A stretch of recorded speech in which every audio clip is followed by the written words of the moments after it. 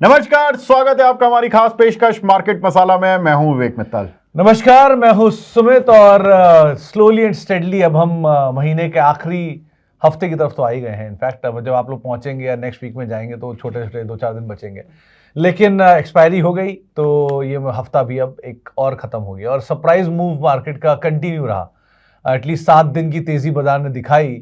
2 दिन लास्ट में वो एक स्पीड ब्रेकर लगा और एक में ब्रेक मार दिया बाजार ने, तो थोड़ा सा वो बिकवाली है। लेकिन अच्छी चीज़ क्या है कि बिकवाली भले ही चल रही हो लेकिन एफआई बिकवाली के मूड में नहीं है। एफआई खरीदारी के मूड में 30,000 करोड़ रुपए की खरीदारी कर गए 10 दिनों के अंदर ही। अच्छी चीज है सुमित। पहले हम परेशान थे कि आ क्यों नहीं रहे हैं, अब इतना तेजी से क्यों आ रहे हैं। और डर लगता है, एक्सट्रीम साइड चल रहा है। हर बार ना हमें मार्केट में यही रहता है। हर आदमी ये सोचता है मेरे हिसाब से हो। आपको याद है सितंबर से पहले लोग क्या चाहते थे? ये मार्केट गिरता क्यों नहीं है? जब गिर गया तो अब ये चढ़ता क्यों नहीं है? अब जब चलने लगा अब ये इतना जल्दी क्यों चल गया? तो ये इन्वेस्टर साइकोलॉजी है। ये तो मतलब ठीक है, चलता ही रहेगा। एक बड़ी अच्छी चीज हुई कि जब हम लोग गिरे थे सितंबर से लेके फरवरी तक और मार्च में लगा था थोड़ा सुधार आएगा, अब हम इम्प्रूव होने वाले हैं, वैसे ट्रेड टैरिफ आ गया, हम फिर गिर गए। जैसे ही अब लगा कि अब हम फिर सुधरने वाले हैं, ट्रेड टैरिफ साइड होने वाला है, वो तीसरा वॉर आने वाली सिचुएशन पे खड़ी हो गई। भारत पाकिस्तान का नया इशू शुरू हो गया। लग रहा है बढ़ेगा। देखो सुमित, हर बार लगता बढ़ेगा लेकिन वही वाली सिचुएशन हो गई है कि पिछले 4-5 साल से आप ट्रिगर देखो ना, हर ट्रिगर ऐसा ही लगता है कि ये बढ़ तो नहीं जाएगा। मतलब नोबडी कैन प्रेडिक्ट। आप किसी फंड मैनेजर से पूछो, इतने इंटरव्यू आप भी करते हो, मैं भी करता हूँ, किसी से भी पूछो सर इस इवेंट का क्या होगा, बोले नहीं पता। लेकिन हाँ, मार्केट का पता है कि मार्केट में खरीदारी पर बाय करो, बस सिंपल। तो ये चीज पता लग गई। अब कोविड कितना बढ़ेगा? कोविड में पहले आई थी वो अल्फा वेव की, फिर डेल्टा वेव और पता नहीं कौन कौन सी वेव आ गई। अब कौन सी खतरनाक थी? हाँ, तो याद भी नहीं है। हाँ, इनफैक्ट याद भी नहीं है। ओमिक्रॉन और पता नहीं कौन कौन सी वेव आ गई थी। डेल्टा सबसे ज्यादा खतरनाक थी उनमें। किसी को पता था डेल्टा सबसे खतरनाक निकलेगी? नहीं पता था ना। एक इंटरेस्टिंग आंकड़ा रखता हूँ। असल में अभी परसों नरसों निफ्टी 50 के 29 साल पूरे हुए। हाँ, तो 29 साल के आंकड़े देख रहा था मैं। पिछले 20 साल की निफ्टी के आंकड़े मोटा मोटा आप लोग याद कर लिए, वो ज्यादा इंपॉर्टेंट है। 2025 से 2005 ये 20 साल हुए। 20 साल। इन 20 सालों में सिर्फ 4 बार निफ्टी लाल निशान में बंद हुआ है। हाँ, वो और 16 बार निफ्टी हरे निशान में बंद हुआ है। जो निफ्टी का बिगेस्ट गेन रहा है किसी एक साल में, वो रहा है 76% का। सेकंड बिगेस्ट है 72% का। और जो वर्स्ट परसेंटेज रहा है वो रहा है 56% का 2008 की मंदी में। लेकिन मतलब आप खुद ही इमेजिन कर लो कि प्रोबेबिलिटी कितनी हाई है। 16 प्रोबेबिलिटी, 20 में से 16 तेजी है, 4 मंदी है। So end of the day market को रहना तेज है। बस वो बात अलग है कि तेजी में आपका शेयर चलेगा कि नहीं, ये सबसे इंपॉर्टेंट है। बिल्कुल। एक 2008 की मंदी है, एक 2011 में और एक बार 2015 में। ये 3 मंदी जो सबसे बड़ी आई हैं। 20 में नहीं, 20 में नहीं, वो तेज हो गया था ना। बाद में तेज हो गया था। तो वो केवल जनवरी 24 से गिरना शुरू हुआ था। मार्च 24 के आसपास शायद लो बन गया था और फिर अप्रैल फर्स्ट वीक से मार्केट चलना शुरू हो गया था। और फिर तो वो सरपट दौड़ा था, उसने पुराना ऑल टाइम हाई भी काट दिया था। तो ये निफ्टी का पैटर्न इस तरह का रहा है। लेकिन सुमित, इस वीक में आपने क्या एनालिसिस किया? कौन से ऐसे डेटा थे, कौन सी ऐसी चीजें थी जो कि आपने देखा मार्केट को क्लोजली कि ये चीज थी? हाँ, देखिए इस बार लग रहा था आईटी, जैसे हम बात कर भी रहे थे कि आईटी में अब जो जो नंबर देता जाएगा वो बॉटम बनाता जाएगा। शुरुआत हो गई टीसीएस के साथ ही। टीसीएस के नंबर आए, बॉटम बना। इन्फी के नंबर आए, बॉटम बना। पिछले हफ्ते जब हम बात कर रहे थे तब वो नंबर आए ही थे। बिल्कुल। सो उसका रिएक्शन इस हफ्ते ही दिखाई पड़ा। सो इन्फी के नंबर आ गए, उनका बॉटम। विप्रो का नंबर आ गए, उनका बॉटम। अब हुआ क्या कि एचसीएल में ये पैटर्न जाकर रुक गया। एचसीएल में नंबर आए, बॉटम बना, स्टॉक भाग गया, लेकिन उसने सबको भगा दिया। तो उसकी वजह से अब नंबर आके बॉटम नहीं बन रहा एटलीस्ट। अब वो ऑलरेडी पहले से डिस्काउंट करके चल रहे हैं कि नंबर बेटर होंगे, इसलिए टेक महिंद्रा में ऐसा नहीं हुआ। लेकिन आईटी में हर जानकारी यही कह रहा था कि हर फॉल में ऐड करो, हर फॉल में ऐड करो, खोने के लिए बहुत कुछ नहीं है। सो सिचुएशन वहां बेटर हुई। बैंक्स पिछले हफ्ते सरप्राइज कर ही चुके थे, इस हफ्ते थोड़ा सा बैकफुट पर है, 1% ही खाली चला। लेकिन इस हफ्ते पूरे हफ्ते 6.5% चला आईटी।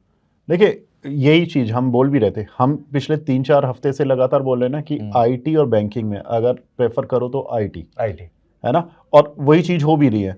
हमने कहा था कि ट्रेड डील ये सब नाटक है, सब कुछ हो रहा है पीछे से, इस कहानी स्क्रिप्टेड है, सब कुछ लिखा हुआ है नाटक वही होता है ना, बस किरदार बदलते रहते हैं। किरदार बदलते रहते हैं। अमरीश बालिका साहब ने कहा था ना, ये बड़ा अच्छी बात कही थी ये। और देखिए, आप देखो ट्रेड डील में अब ट्रेजरी सेक्रेटरी का बयान आ गया ना अमेरिका का, कि इंडिया के साथ डील बिल्कुल फाइनल स्टेज में, सबसे पहले हम इंडिया के साथ करेंगे, दूसरी साउथ कोरिया के साथ शायद नेक्स्ट वीक, चाइना का टैरिफ भी 50%, चाइना का 50%। देखो ये सब चीजें ना, ये एक आप सिंपल है सुमित, हमने सुना ना मार्केट में कि ऑपरेटर होते हैं, ऑपरेटर क्या करते हैं, पहले माल खाली कराते हैं, फिर खींचते हैं, ऊपर ले जाते हैं, और ऊपर जाके फिर खबरें डालते हैं, हाँ, ताकि आप आओ फिर खाली करें। ठीक है, तो अभी क्या है वही हो रहा है। नहीं, लेकिन पता है, इसको आप इस तरीके से मत समझो कि ऑपरेटर ये सब कर रहा है, इसको आप इस तरीके से, ये पूरे वर्ल्ड के मार्केट ऑपरेटर नहीं कर सकता, लेकिन हाँ सेंटिमेंट ऐसी बनता है, हर बार ऐसे ही। देखो, लेकिन अब आप एक चीज देखो कि मुझे तो ऐसा लगता है कि वर्ल्ड लेवल पे भी कुछ चीजें हो गई हैं, मतलब सेटल हो गई हैं। कोविड में आप समझो, मैं कोविड में भी बोल रहा था ये बात, कोविड में जो मोर्टेलिटी रेट था वो केवल 2% था, जबकि इबोला डेंगू सबसे ज्यादा है, नहीं, इबोला में करीब 80% था। तो अब आप समझो कि इबोला जितना खतरनाक नहीं था। अफ्रीका की खबर सुनी थी आपने इबोला को लेकर कि क्या हो गया, पता भी नहीं इबोला कब आया कब चला गया, अभी भी है कि नहीं? हाँ, अभी भी है। नहीं, अभी भी है वहां पर, ठीक है। लेकिन बात यह है कि किसी को पता ही नहीं है अब, लेकिन कोविड का सबको पता था क्योंकि वो वर्ल्ड वाइड फैला। तो लोगों में ये डर होगा तो माल निकलेगा, डर तो पैदा करना। अभी की सिचुएशन क्या लगती है, अब डर पूरी तरह खत्म हुआ नहीं हुआ? क्योंकि ऐसी सिचुएशन में आप खड़े हो कि आपका शेयर चले भी हैं और वो डर भी है कि दोबारा नीचे आएगा कि नहीं आएगा। कुछ शेयर बहुत तेज भागे हैं, उनमें डर भी है कि ये कहीं ज्यादा तो नहीं हो गया है, मतलब जरूरत से। सो ये सिचुएशन, तो देखो ये बात हम सबको पता थी कि mid cap small cap over heated है, वो नीचे आना ही था। इतनी तेज आएगा ये किसी को अंदाजा नहीं था, लेकिन इतनी तेज आके इतनी तेज वापस भी आ जाएगा ये भी किसी को अंदाजा नहीं था। सुमित, पता है शेयर मार्केट में जब हम पढ़ते थे और जब थोड़े शुरू में आए थे, हम लोग बात करते थे ना, कोई गेस्ट आकर बोल देते थे ये जीवन में लिख लीजिए, ये शेयर अब आपको इस भाव पर नहीं मिलेगा। ऐसा कभी नहीं होता, है ना, ऐसा कभी नहीं होता। हमने उस समय तो हमें माननी पड़ती थी, ठीक है, लेकिन अब नहीं मान सकते। मैं तो नहीं मान सकता, मैं भी नहीं मानता। ऐसा अगर आपको किसी ने बोला है ना कि शेयर बाजार में ये नहीं हो सकता, आप वेट करो, शेयर बाजार में सब कुछ हो सकता है, सब कुछ। मतलब अगर आप बोलो कि जी ये इन्फोसिस का शेयर है, ये 1400 चल रहा है, ये 1000 के नीचे अब जीवन में नहीं आएगा। किसी दिन ऑल ऑफ ए सडन कोई होगा, चीज हो जाएगी, आ जाएगा, और उस समय कोई लेने वाला भी नहीं होगा। ये भी गारंटी है। किसी ने सोचा था सत्यम 6 रुपए पर मिलेगा। और सबसे बड़ी बात आपको, मतलब ऐसे बहुत, ये सत्यम तो चलो स्कैम की कहानी है, उसको छोड़ भी दीजिए। इन्फोसिस का आईपीओ सब्सक्राइब नहीं हुआ था, ये किसी ने सोचा था कभी? आज इन्फोसिस दुनिया लगी पड़ी है पीछे भागने में उसके, और उसका आईपीओ सब्सक्राइब नहीं हुआ था। किसी ने सोचा था कि विप्रो जो है तेल की कंपनी थी, वो आईटी कंपनी बन जाएगी। Wipro was a pure oil company, और वहां से साबुन में आई और साबुन से वो आईटी में आ गई। किसी ने सोचा था? नहीं। ऐसी बहुत सारी, किसी ने सोचा था कभी कि रिलायंस जो कि ऑयल की मेजर है, वो टेलीकॉम की मेजर बन के बैठ जाएगी? नहीं। दुनिया में एविएशन ही कंपनी कोई प्रॉफिटेबल नहीं है, इंडिगो सबसे बड़ी कंपनी बन जाएगी वर्ल्ड की। सो ऐसे बहुत मिरेकल इसी मार्केट में होते हैं। इसी मार्केट में क्रूड ऑयल नेगेटिव हो जाएगा। हाँ, क्रूड ऑयल नेगेटिव हो जाएगा। ये तो मतलब अजब ही है 2020 में। और सबसे बड़ी बात कि आप क्रूड ऑयल को ले जाओ फ्री में, और ये पैसे भी ले जाओ। इंटरेस्ट रेट में हुआ है, ये इंटरेस्ट रेट में हुआ है, क्या नेगेटिव रहा है। हाँ, सो आप स्विट्जरलैंड में हुआ, जापान में हुआ, क्या ब्याज लेकर पैसे दो। अपने पैसे बैंक में रखने के लिए पैसे दोगे आप, बैंक आपसे चार्ज करेगा। तो ये सिचुएशंस भी आई हैं इसी मार्केट में। तो ये दुनिया अजब दुनिया होती है, यहाँ हर चीज होती है। सो अगर आप लोगों को लगता है कि मेरा ये मौका निकल गया, मेरी ट्रेन भाग गई, अरे कहीं नहीं भाग गई, वो आगे रुकेगी, अगले स्टेशन पर रुकेगी, या फिर घूम के आएगी, यही मिल जाएगी। तो ऐसी ट्रेन है, वो लोकल ट्रेन है, हर 10-10 मिनट में आती रहेगी, तो इतनी टेंशन वाली बात नहीं है। और वैसे ही मनी हैज़ नो कलर। आप लोगों को बड़े ही इंटरेस्टिंग नामों की जो कि चर्चा होती है यहाँ पर आमतौर पर, रिलायंस एडीएजी के सारे शेयर, चारों दिग्गज share, Suzlon, JP, even jet Airways, ये सब निफ्टी का हिस्सा थे। और आज की बात, ये मतलब बहुत पुरानी बात नहीं है, आप लोग सुन रहे होंगे, कुछ को तो आप लोगों को याद भी होगा। Reliance capital, Reliance communication, Reliance infra, Reliance power, jet Airways, Suzlon, JP associate, Unitech, ये सब निफ्टी का हिस्सा रहे हैं और बहुत ग्लोरी के साथ रहे हैं। सत्यम और फिर बाहर है। आज जोमेटो निफ्टी में, मतलब मैंने और मित्तल ने कभी जिंदगी में नहीं सोचा था कि कोई एक समय पर ऑपरेटिंग लॉस वाली कंपनी आकर निफ्टी का हिस्सा बनेगी, बन गई। तो अब क्या ही कर सकते हैं, बाजार इस तरह का है, तो ठीक है, मजे लेते रहते हैं इसके भी। ठीक है, लेकिन सुमित अब जो पॉइंट है यहाँ पे देखो, एक चीज तो क्लियर हो गई कि अगर युद्ध हो गया, भयंकर हो गया, दोनों न्यूक्लियर पावर हैं, युद्ध हो गया तो हम बचेंगे नहीं, पोर्टफोलियो क्या करेंगे। हाँ। और अगर झुनझुनवाला साहब का डायलॉग है था ना, हाँ, कि अगर हम वॉर हो गई तो या तो हम मर जाएंगे, बचे तो करोड़पति होंगे। सिंपल है तो। ठीक है, तो इसलिए अब डरना घबराना क्या ही है। और वैसे भी आप देखो कितने एस्केलेशन देखे हमने, उरी वाले और वो जो दूसरे थे, चीन के साथ जो वैली में हुआ, वहाँ पर इतने सारे एस्केलेशंस देख लिए। अब ठीक है, आप देखो कराची स्टॉक एक्सचेंज, ये फ्राइडे को, थर्सडे को ज़्यादा गिरा था, 1.3% गिरा, हमारा मार्केट 0.3% ही गिरा था, उनका मार्केट भी डे हाइस पर बंद हुआ है। दैट मीन्स कि डर वहाँ है, यहाँ भी है, लेकिन कहीं ना कहीं एक डर जो कि दोनों देशों के इन्वेस्टर्स को पता है, क्या नहीं है, कि बॉस मार्केट ऊपर ही जाएगा, ठीक है, दोनों सुलटा लेंगे, दोनों सुलटा लेंगे, सबको प्यारा है। तो पैसे की जहां बात आती है ना, सारे डर अपने आप ही सबसाइड हो जाते हैं, वो बात अपनी जगह है। लेकिन एक चीज जो इंडिया के साथ पहले दिन से नहीं है, इंडिया अपने सारे बॉर्डर्स को जो भी शेयर करता है वो सारे के सारे ऐसे ही हैं, उनमें कोई ऐसा नहीं कि आप बांग्लादेश, श्रीलंका हुआ, इधर आप चाइना चले जाइए, इधर पाकिस्तान चले जाइए, सारे के सारे बॉर्डर्स हमारे वैसे ही वीक साइड पे ही आमतौर पे रहते हैं। तो इसलिए ये शुरू से ही प्रॉब्लम रही है, तो ये प्रॉब्लम आती रहेंगी, जाती रहेंगी, ये कितनी बड़ी चीज़ नहीं है। बाकी जो इंपॉर्टेंट इवेंट होते हुए दिखाई पड़े हैं, वो तो सोना 1 लाख रुपए पार हो गया, इस हफ्ते में ही हुआ, लास्ट वीक में। और आप सबको शायद घर पे सुनने को मिला हो आपकी बेटर हाफ की तरफ से कि क्या ही मार्केट में पैसा डाल के दिन खराब कर रहे हो, सोने में डाला होता 1 लाख रुपया हो गया। सो मित्तल साहब, सुना क्या घर पे ऐसा कुछ? मत छेड़ो यार।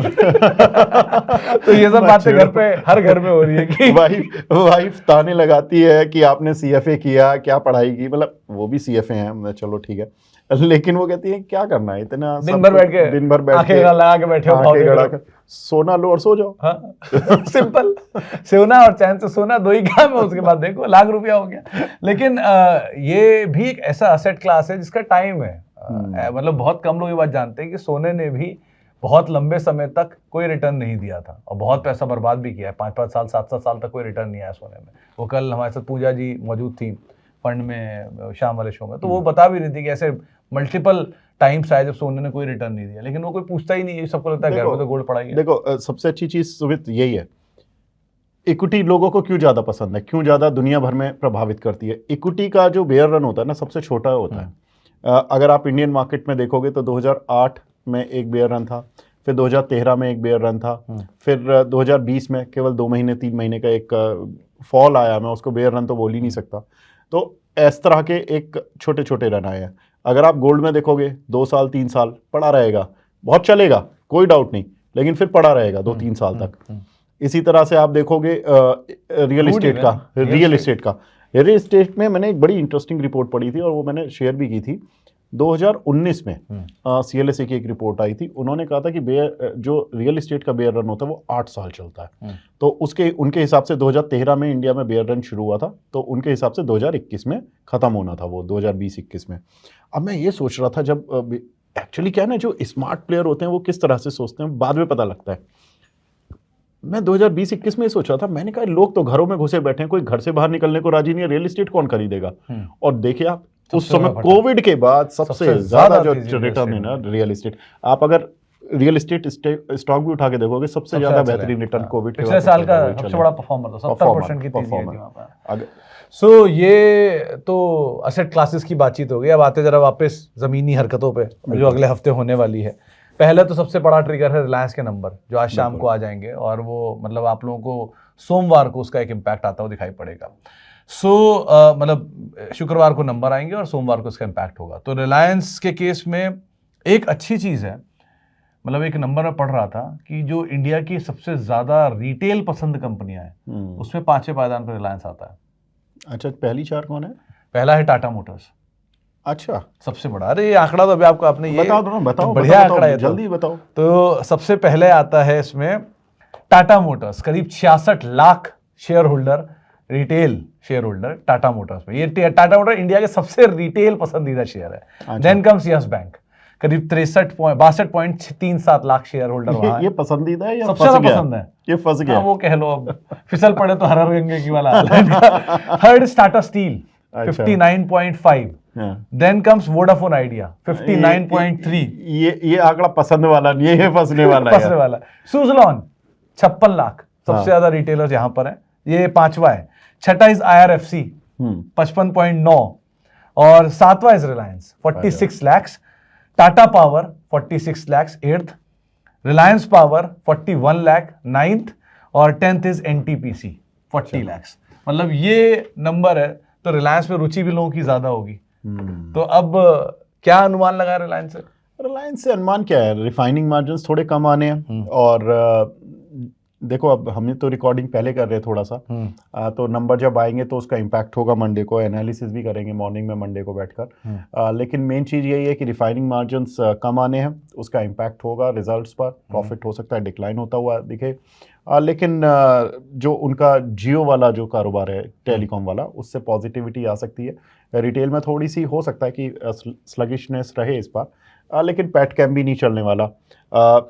IOC HPCL के साथ भी यही होना है, उनके रिजल्ट्स नेक्स्ट वीक आ रहे हैं, BPCL के और IOC के, और तीनों ही ऑयल मार्केटिंग कंपनीज का भी यही हाल होने वाला है कि उनके जो प्रॉफिटेबिलिटी है वो 50 से 70% तक गिरेगी इस क्वार्टर में। और रीज़न है कि जो सिंगापुर GRMs थे वो 36% गिरे और वो $5 के आसपास थे Q-on-Q बेसिस पर, वहाँ से गिर के $3.2 के आसपास आ जाएंगे, आ गए हैं। उन पर प्रीमियम मिलता है सारी रिफाइनिंग कंपनीज को। तो ऑयल इंडियन ऑयल का जो रिफाइनिंग मार्जिन है वो इस बार $5 या $6 के बीच में आएगा, जो कि अमूमन $9 से $12 के बीच में चल रहा था। पेट्रोल डीजल की बिक्री पर जो इनको मार्केटिंग मार्जिन मिलता था, जबकि क्रूड नीचे आया, लेकिन उतना बेनिफिट नहीं हुआ क्योंकि सरकार ने एक्साइज बढ़ा दी, तो उनका जो एक्साइज का इम्पैक्ट इसी क्वार्टर में आएगा।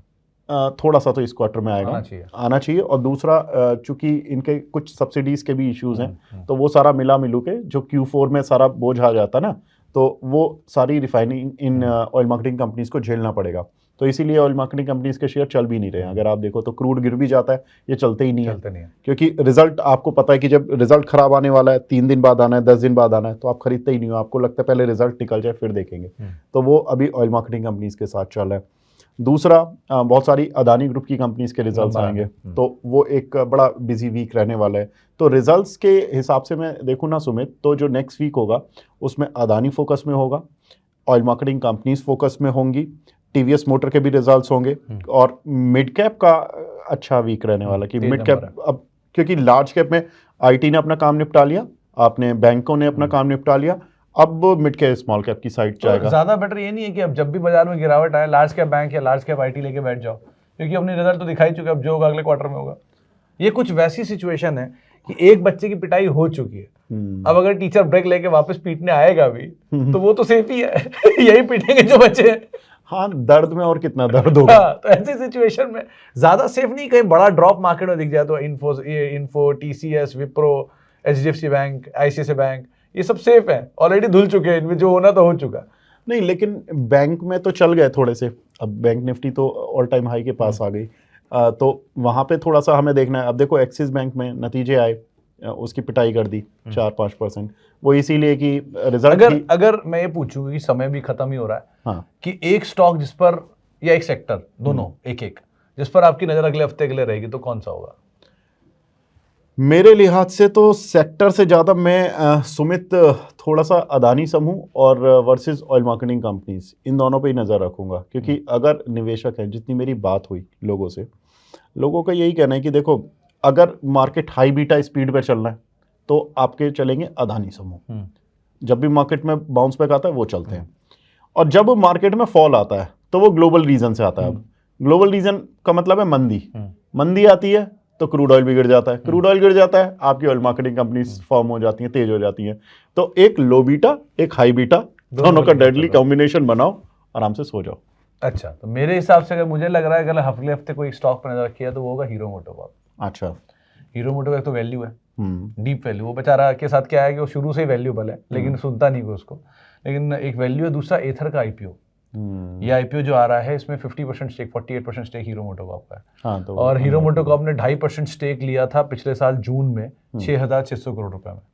वो स्टेक मार्केट कैप पे अब 12,000 करोड़ का आईपीओ रहा, तो एक साल में मार्केट इनकी वैल्यू डबल हो गई। तो हो सकता है हीरो मोटोकॉर्प उसके मद्देनजर थोड़ा हलचल में आता हुआ दिखाई पड़े। और आज एंकर बुक मतलब फ्राइडे को एंकर बुक खुल जाएगी, तो नंबर्स मंडे से आईपीओ शुरू होगा। अगर अच्छे नंबर आ गया तो शायद ये साल का पहला आईपीओ भी है, तो शायद इस वजह से हीरो चल भी जाए। तो इसलिए हीरो पे नजर रखी जाए। और फिर ऑटो सेल्स के नंबर भी यहीं, हाँ, ऑटो सेल्स के नंबर है, तो वो एक और बड़ा और ट्रिगर सबसे बड़ा ट्रिगर बस वही अब कुछ एक अगले हफ्ते के ट्रिगर्स देख लेते हैं। देखिए, भारत पाक टेंशन जो होगा वीकेंड में, अगर कुछ हुआ तो मंडे को इम्पैक्ट आपको आता हुआ दिख ही जाएगा।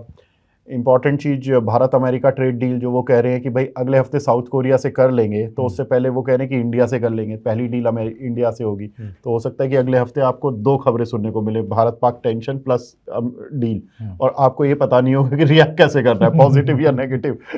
तो ये एक बड़ा इंटरेस्टिंग होगा। रिलायंस के नतीजों का असर ऑफ कोर्स होगा मंडे, और बाकी ऑटो बिक्री के आंकड़े आएंगे, अब वो देखने होगा क्योंकि अप्रैल है तो पहला मंथ एंड है, तो वो जीडीपी डीबी के नंबर भी तो आएंगे शायद। नहीं, वो पीएमआई के नंबर आएंगे। वो पीएमआई के नंबर आएंगे, तो पीएमआई तो चलो ठीक है, वो तो 56 57, तो वो उस लेवल के आसपास अगले घूम हफ्ते रहे एक दिन की छुट्टी भी है, 1 मई को छुट्टी 1 मई है को छुट्टी है। हमारी, यानी लेबर डे की छुट्टी है। तो उसका भी आप लोग ध्यान रखिएगा। पूरे स्टॉक मार्केट हाँ, वालों की तो है। लेबर डे है, इसलिए हम लोग की भी थोड़ी छुट्टी दी गई है, तो उसको भी आप लोग ध्यान रखिएगा। बाकी अगले हफ्ते के लिए मेजरली तो मिड कैप्स, अदानी, आईओसी, ये आईपीओ खुल रहा है, एथर और ये हीरो मोटोकॉर्प, ये सब टाइप की कंपनियों के ऊपर आप ध्यान दीजिएगा। बाकी टेंशन बढ़ती है। डिफेंस चलेगा क्या? डिफेंस में देखो, अगर खर्चा हो रहा है गवर्नमेंट का, नहीं, अब तो ये अगर वॉर हो रहा है तो हमेशा यही लगता है, वो जब लोग ले लेते हैं और उसके बाद वो गिर जाते हैं। जैसे ही वॉर खत्म होता है, एस्केलेशन खत्म होता है, जैसे अभी हुआ, वो सबको लगा गर्मी आई, वोल्टास ब्लू स्टार चलेंगे, उल्टा हो गया, उल्टा टूट गए। वो हमने बताया था ना कि अब टूटने का समय है इनका। जब गर्मी आए तो बेच दो, और जब गर्मी आने वाली हो जब मॉनसून और फेस्टिवल पकड़ो, अब वो लेने वाला है। अब वो जब मॉनसून आएगा तब वो गिरेंगे। अब सीमेंट चलने वाला सिचुएशन था, जो बात भी हुई थी लास्ट वीक हमारी। और देखिए, अल्ट्राटेक अपने नए ऑल टाइम हाई पर है, जेके नए ऑल टाइम हाई पर है, डालमिया के नंबर अच्छे आए थे इस बार, वो चला था 5% के आसपास। एसीसी के नंबर भी ठीक ठाक ही आपको दिखाई पड़ेंगे। श्री सीमेंट अपने ऑल टाइम हाई पर है। सो सीमेंट में अच्छी वैल्यू है। एक केमिकल लग रहा है, बहुत दिन हो गया चला नहीं कुछ। देखो, केमिकल की तो सीधा है ना, मैक्रो इकोनॉमिक्स इंडिकेटर से जुड़ता है। तो अगर चाइना की ट्रेड डील हो गई तो आप आंख बंद करके केमिकल सेक्टर मतलब देख लेना पॉजिटिव साइड पर, क्योंकि चाइना एक बड़ा कंज्यूमर है, वहां से डिमांड बढ़ेगी, सीधा है। तो केमिकल के लिए benefit, metal and chemical both, metal वहां पर केमिकल, हाँ आपको। चले, खैर बहुत सारी बातचीत हो गई, बहुत सारे सेक्टर खबरें कवर कर ली हमने। और क्योंकि अर्निंग इतनी होती है तो वो कैसे कवर की जाए, लेकिन कोशिश करेंगे ज़्यादा से ज़्यादा कवर करने की। फिलहाल के लिए अब इतना ही, और बाकी वीकेंड है, एंजॉय करिए। वॉर का जो होगा वो तो देखा जाएगा, जैसा होगा, जैसा समझा जाएगा अच्छा ही होगा। और बाकी मुलाकात करते हैं आप लोगों से सोमवार को। फिलहाल के लिए इतना ही, नमस्कार।